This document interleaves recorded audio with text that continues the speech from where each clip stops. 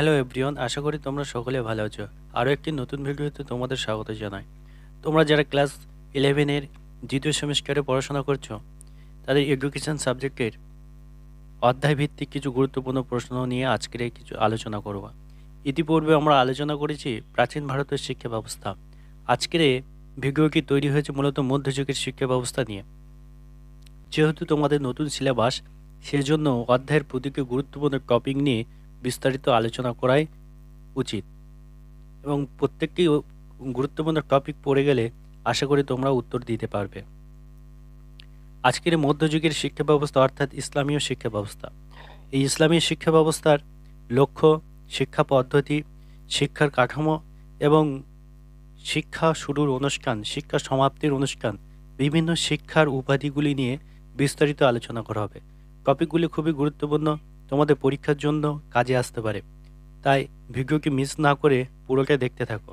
প্রশ্ন হচ্ছে, মধ্যযুগে ইসলামী শিক্ষার লক্ষ্য কী ছিল? মধ্যযুগের ইসলামী শিক্ষার প্রধান লক্ষ্য ছিল শিক্ষার্থীদের কোরআনের অনুশাসন অনুযায়ী সত্যিকারের মুসলমান রূপে গড়ে তোলা। মুসলিম সমাজে পবিত্র ধর্মগ্রন্থের নাম হচ্ছে কোরআন। এই কোরআনের অনুশাসন অনুযায়ী ধার্মিক মুসলমান গড়ে তোলা হচ্ছে তখন মধ্যযুগের শিক্ষার একটি গুরুত্বপূর্ণ লক্ষ্য। এছাড়াও জ্ঞানের প্রসার করা, ধার্মিক চরিত্রবান মানুষ সৃষ্টি করা, নৈতিক বিকাশ ইত্যাদি ও ইসলামী শিক্ষার লক্ষ্য ছিল। আরেকটি অনুষ্ঠান, 2 নম্বর প্রশ্ন হচ্ছে বিসমিল্লাহ অনুষ্ঠান কি? যেমন ব্রাহ্মণ শিক্ষা ব্যবস্থায় শিক্ষা শুরুর একটি অনুষ্ঠান ছিল যার নাম ছিল উপনয়ন, ঠিক সেরকমভাবে ইসলামের শিক্ষা ব্যবস্থার শিক্ষা শুরুর অনুষ্ঠানকে বিসমিল্লাহ অনুষ্ঠান বলা হতো। শিশু 4 বছর 4 মাস 4 দিন বয়সে যে অনুষ্ঠানের মাধ্যমে ইসলামীয় শিক্ষা ব্যবস্থা শিশুদের লেখাপড়া শুরু হতো তাকে বিসমিল্লাহ অনুষ্ঠান বা মক্তব অনুষ্ঠান। 3 নম্বর প্রশ্ন হচ্ছে মক্তব কি? মক্তব কথাটি আরবি শব্দ কুতুব থেকে এসেছে, যার অর্থ হলো লিখন শেখানোর প্রতিষ্ঠান। মধ্যযুগের ইসলামীয় শিক্ষার প্রাথমিক শিক্ষার প্রতিষ্ঠানকে বলা হতো মক্তব। এখান থেকে একটা প্রশ্ন উঠে আসতে পারে যে প্রাথমিক শিক্ষা প্রতিষ্ঠানকে কি বলা হয়? উত্তর হয়ে যাবে মক্তব। মক্তবগুলো সাধারণত কোনো না কোনো মসজিদের সাথে যুক্ত থাকত। মক্তব ছিল সে যুগের জনসাধারণের মধ্যে গণশিক্ষা বিস্তারের মাধ্যম, অর্থাৎ সাধারণ জনগণের মধ্যে, প্রত্যেকটি জনগণের মাধ্যমে শিক্ষা বিস্তারের প্রচেষ্টায় ছিল এই মক্তবগুলি, এই মক্তব প্রতিষ্ঠানগুলি।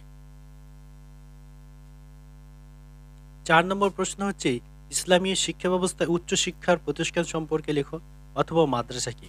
অর্থাৎ এখান থেকে একটা উত্তর পাওয়া যাচ্ছে যে উচ্চ শিক্ষার প্রতিষ্ঠানগুলিকে মাদ্রাসা বলা হতো মধ্যযুগে। উত্তর হচ্ছে মধ্যযুগে ইসলামী শিক্ষার উচ্চ শিক্ষার প্রতিষ্ঠানগুলিকে বলা হতো মাদ্রাসা। মাদ্রাসা একটি আরবি শব্দ দ্রাস থেকে এসেছে, দয়াকার দন্তে শয়রেফ দার্স থেকে এসেছে, যার অর্থ হলো লেকচার। এই দার্স কথাটির অর্থ হলো লেকচার বা লেসন, অর্থাৎ এই লেকচার অর্থাৎ মৌখিক পদ্ধতি। এই মাদ্রাসায় উচ্চশিক্ষা প্রতিষ্ঠানগুলিতে শিক্ষাক্ষেত্রে মৌখিক পদ্ধতি অনুসরণ করা হতো। এই লেকচার কথাটির মাধ্যমে বোঝা যায়। আর লেসন মানে অনুশীলন করা হতো, বারবার অনুশীলন করা হতো, রিভাইজ করা হতো। মাদ্রাসাগুলি ছিল কলেজের সমপর্যায়ে। বর্তমান আমাদের কলেজের সমপর্যায়ে যেমন শিক্ষা ব্যবস্থা চালু আছে, ঠিক সেরকম মাদ্রাসাগুলোতে তখন কলেজের সমপর্যায় হিসেবে ধরে নেওয়া হতো। প্রায় প্রত্যেকটি বড় শহরে একটির বেশি মাদ্রাসা ছিল। 5 নম্বর দাগে বলছে মধ্যযুগে মাদ্রাসা শিক্ষার মাধ্যম ও শিক্ষণ পদ্ধতি কেমন ছিল? মানে কোন ভাষার মাধ্যমে শিক্ষাটা দান করা হতো এবং শিক্ষা পদ্ধতি কেমন ছিল? উত্তর হচ্ছে মাদ্রাসা শিক্ষার মাধ্যম ছিল ফরাসি, তবে কথ্য বা মাতৃভাষা ছিল উর্দু, অর্থাৎ কথা বলার ভাষা বা তাদের মাতৃভাষা ছিল উর্দু ভাষা।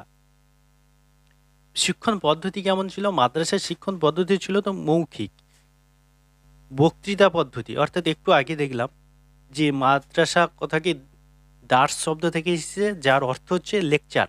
লেকচার মানে বক্তৃতা, অর্থাৎ বক্তৃতা পদ্ধতির মাধ্যমে শিক্ষার্থীদেরকে শিক্ষা দেওয়া হতো।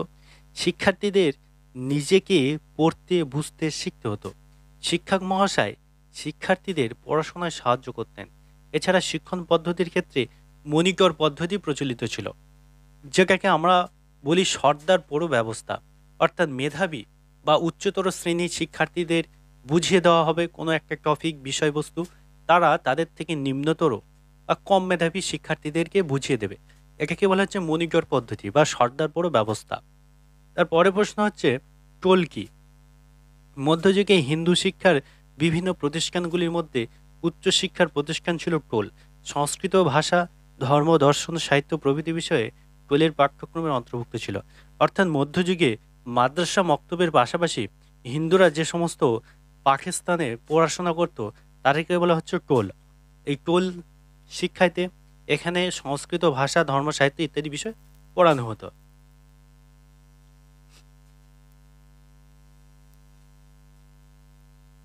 ৭ নম্বরের প্রশ্নে বলা হচ্ছে কোন কোন ভাষার সংমিশ্রণে উর্দু ভাষার সৃষ্টি হয়? উত্তর হচ্ছে ফরাসি, আরবি, তুর্কি ভাষার সঙ্গে হিন্দি ভাষার সংমিশ্রণে উর্দু ভাষার সৃষ্টি হয়েছে। আগের থেকে প্রশ্ন হচ্ছে মধ্যযুগে মাদ্রাসার পাঠ্যক্রমকে কয়েকটি ভাগে ভাগ করা যায়। মধ্যযুগে একটি গুরুত্বপূর্ণ একটি প্রশ্ন আছে। মধ্যযুগের মাদ্রাসার পাঠ্যক্রমকে ৩টি ভাগে ভাগ করা যায়: ইলাহি, রিয়াজি, তাবিকি, এই ৩টি ভাগে। পরের প্রশ্ন হচ্ছে ৯ দাগে খানকা কি? সুফি সাধকদের নির্মিত এক প্রকার স্মৃতিসৌধ হলো খানকা। স্মৃতিসৌধ কোনো ব্যক্তির স্মরণের জন্য, কোনো ব্যক্তি হোক, কোনো মহান ব্যক্তি বা মহান আত্মার স্মরণের জন্য যে সৌধ বানানো হতো তাকে খানকা বলা হতো। এটা কারা নির্মিত করত? সুফি সাধকরা। ১০ নম্বর দাগে প্রশ্ন হচ্ছে ইসলামী শিক্ষায় কি কি উপাধি বা ডিগ্রি প্রদান করা হতো? উত্তর হচ্ছে ইসলামী শিক্ষায় ধর্মীয় শিক্ষার ক্ষেত্রে আলিম দ্বারা যারা ধর্মীয় বিভিন্ন বিষয়ে পারদর্শিতা অর্জন করত বা ডিগ্রি অর্জন করত তারা আলিম ডিগ্রি নিত বা উপাধি নিত। যুক্তি শিক্ষায় পারদর্শী হলে বা যুক্তি শিক্ষায় ডিগ্রি কমপ্লিট করলে তাদেরকে ফাজিল উপাধি দেওয়া হতো। সাহিত্যে যদি সে পারদর্শিতা বা ডিগ্রি কমপ্লিট করে তাহলে তাকে কাবিল উপাধি প্রদান করা হতো। ১১ দাগে হিন্দু শিক্ষার্থীদের ব্যাপারে আকবরের অবদান কি ছিল? উত্তর হচ্ছে মধ্যযুগের শিক্ষার ইতিহাসে আকবরের অবদান এক কথায় অনস্বীকার্য। তিনি হিন্দুদের শিক্ষা সংস্কৃতি সম্পর্কে বিশেষ আগ্রহী ছিলেন। তার উদ্যোগে সংস্কৃত ভাষায় লেখা বহু পুস্তক ফরাসি ভাষায় অনুবাদ করা হয়।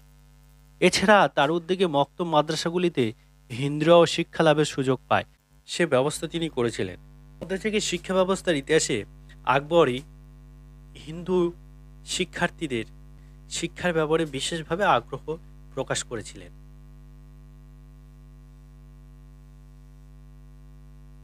১২ নম্বর প্রশ্ন হচ্ছে আবুল ফজল রচিত দুটি গ্রন্থের নাম লেখো। এগুলি তোমরা অনেক সময় ইতিহাসে পড়ে থাকবে। আবুল ফজল রচিত দুটি গ্রন্থের নাম হলো আকবরনামা ও আইন-ই-আকবরী। ১৩ নম্বর দাগে প্রশ্ন হচ্ছে ইসলামী যুগে কয়েকটি বিদুষী নারী বা শিক্ষিত নারী।